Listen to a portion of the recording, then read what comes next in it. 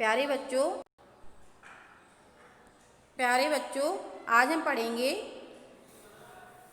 अष्टादशः पाठा पाठ 18 सुभाषितानि। सु मतलब होता है अच्छा, भाषित मतलब भाषण, एतानि इस प्रकार के मतलब अच्छे भाषण इस प्रकार के। ठीक है। यह पहला श्लोक, यथा यथा ही पुरुषा कल्याणे कुरुते मनः तथा तथा से सर्वथा सिद्ध्यन्ते न अत्र संशयः। यथा यथा मतलब जैसे जैसे, पुरुष कल्याणे कुरुते मनः जैसे जैसे मनुष्य मन से कल्याण करता जाता है या कल्याण करने का मन बना लेता है, तथा तथा से सर्वथा वैसे वैसे उसके सारे कार्य सिद्ध होते जाते हैं। ना अत्र संशया इसमें कोई भी शंका नहीं है, इसमें कोई भी संदेह नहीं है। फिर से देख लीजिए, जैसे जैसे मनुष्य कल्याण करने का मन बना लेता है वैसे वैसे उसके सारे कार्य सिद्ध हो जाते हैं, इसमें कोई भी संदेह शंका नहीं है। दूसरा श्लोक, ईर्षि घृणी न संतुष्टः क्रोधनो नित्य संकिता परभाग्य उपजीवी च षडेते नित्य दुखितः।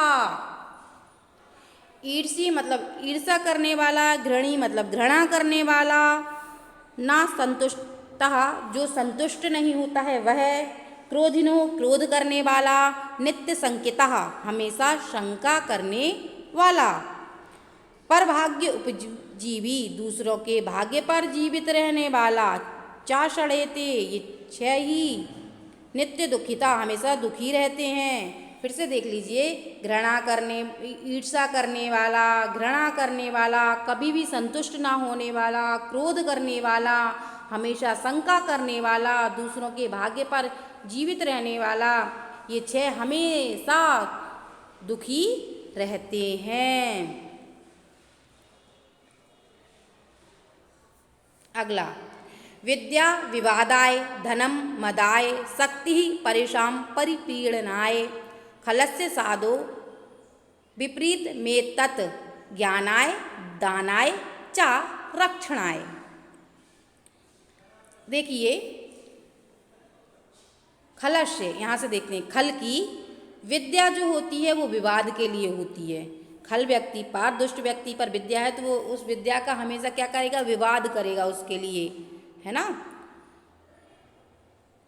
धनम मदाय, और धन अगर उसके पास है तो उस धन आने से वो कैसा हो जाएगा, घमंडी। उसका धन किसके लिए होता है, घमंड के लिए। उसे हमेशा दुष्ट व्यक्ति को धन का क्या होता है, घमंड।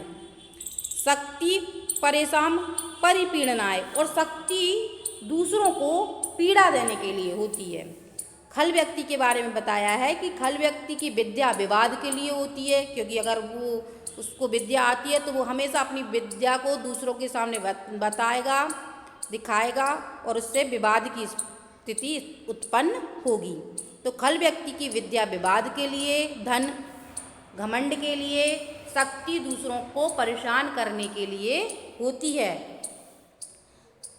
साधु इसके बिल्कुल विपरीत होता है। साधु व्यक्ति का ये सारी चीज़ें क्या होती हैं, इसके जस्ट विपरीत होती हैं, अपोजिट होती हैं, जस्ट अपोजिट होती हैं, विपरीत होती हैं। कैसी कि उसकी जो विद्या होती है वो ज्ञान के लिए होती है। साधु व्यक्ति की, सज्जन व्यक्ति की विद्या ज्ञान के लिए होती है, धन दान के लिए होता है और शक्ति रक्षा करने के लिए होती है। ठीक है, फिर से समझ लीजिए, दुष्ट व्यक्ति की विद्या विवाद के लिए, धन घमंड के लिए, शक्ति दूसरों को पीड़ा देने के लिए होती है। मगर जो सज्जन व्यक्ति होता है उसकी विद्या ज्ञान के लिए, धन दान के लिए और शक्ति रक्षा करने के लिए होती है। अगला श्लोक,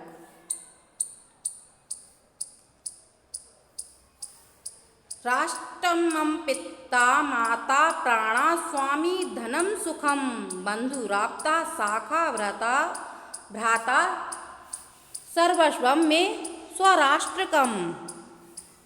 राष्ट्रम मम पिता माता, राष्ट्र ही मेरा पिता है, माता है, प्राण है, स्वामी है, धन है, सुख है, भाई बंधु है, मित्र है, भाई है, सभी कुछ राष्ट्र ही मेरा सब कुछ है।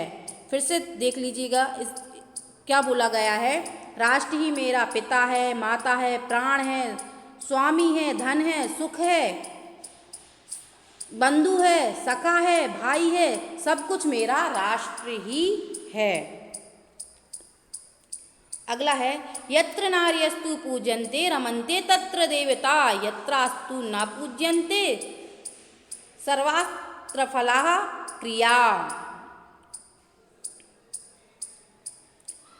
यत्र नार्यस्तु पूजन्ते, जहाँ पर नारी की पूजा होती है, रमन्ते तत्र देवता, वहाँ पर देवता निवास करते हैं। जहाँ पर नारियों की पूजा होती है वहाँ पर देवता निवास करते हैं, और जहाँ पर उनकी पूजा नहीं होती है वहाँ पर सारी क्रियाएं निष्फल हो जाती हैं। एक बार फिर से देख लीजिए, जहाँ पर नारी की पूजा होती है वहाँ पर देवता निवास करते हैं, और जहाँ पर उनकी पूजा नहीं होती है वहाँ पर सारी क्रियाएं निष्फल हो जाती हैं। सत्यम माता पिता ज्ञानम धर्मो भ्राता दया सखा शांति पत्नी क्षमा पुत्रा षडेते मम बांधवाः।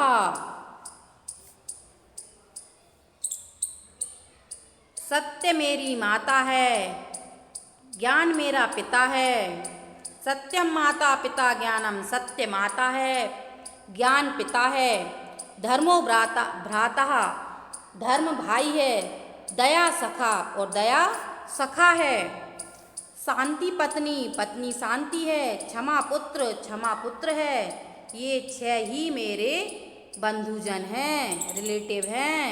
फिर से देख लीजिए इसको क्या बोला गया है। बोला गया है सत्य मेरी माता है, ज्ञान मेरा पिता है, धर्म मेरा भाई है, दया मेरा सखा है, शांति मेरी पत्नी है, क्षमा मेरा पुत्र है। ये 6 ही मेरे बंधु जन हैं।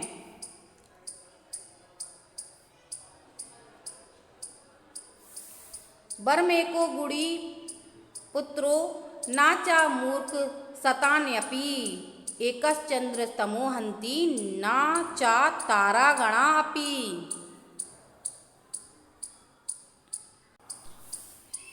यहाँ पर बोला गया है कि बरम मतलब होता है श्रेष्ठ, गुणी मतलब गुणवान, पुत्रो मतलब पुत्र, नाचा ना मतलब नहीं, चा मतलब और, मूर्ख मतलब मूर्ख ही होता है, सतानपि ये हो गया सतानी प्लस अपि, यण स्वर संधि है यहाँ पर, शतानी प्लस अपि।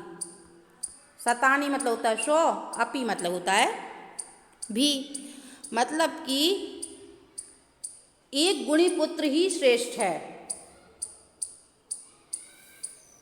पुत्र एक हो परंतु वो कैसा हो, गुणी हो, वही श्रेष्ठ है, ना कि 100 मूर्ख पुत्र। मतलब 100 मूर्ख पुत्र होने से अच्छा है कि एक गुणी पुत्र हो, क्योंकि एक चंद्र ही तमोहंती, एक चंद्रमा ही अंधेरा का हरण कर लेते हैं। तमो मतलब अंधेरा, एक चंद्र ही अंधेरे का हरण कर लेता है, अंधेरे को खत्म कर देता है। ना चा तारा गणा अपि, तारे नहीं करते। ठीक है, अंधकार का हरण कौन करता है, चंद्रमा करता है, ना कि तारे करते हैं। ठीक है, फिर से देख लीजिए, एक गुणी पुत्र होना श्रेष्ठ है, ना कि 100 मूर्ख। 100 मूर्ख पुत्रों से एक गुणी पुत्र होना श्रेष्ठ है, क्योंकि एक चंद्रमा ही अंधेरे का हरण कर लेता है, ना कि तारागण। अगला है अष्टादश पुराणेषु व्यासस्य वचनद्वयम् परोपकारः पुण्याय पापाय परपीडनम्। 18 पुराणों में व्यास के 2 ही वचन हैं। मतलब हमारे 18 पुराण हैं ना, तो उन 18 पुराणों में व्यास जी ने सिर्फ 2 ही बात बोली हैं। वो 2 बात कौन कौन सी हैं? परोपकारः पुण्याय, परोपकार पुण्य के लिए होता है, पापाय परपीड़नम, और दूसरों को पीड़ा देना पाप के लिए होती है। मतलब कि परोपकार करने से पुण्य मिलता है और दूसरों को पीड़ा देने से पाप। ठीक है, फिर से देख लीजिए, 18 पुराणों में व्यास जी ने सिर्फ 2 बात बोली हैं। पहला है कि परोपकार पुण्य के लिए होता है और दूसरों को पीड़ा देना पाप के लिए। ठीक है, थैंक यू।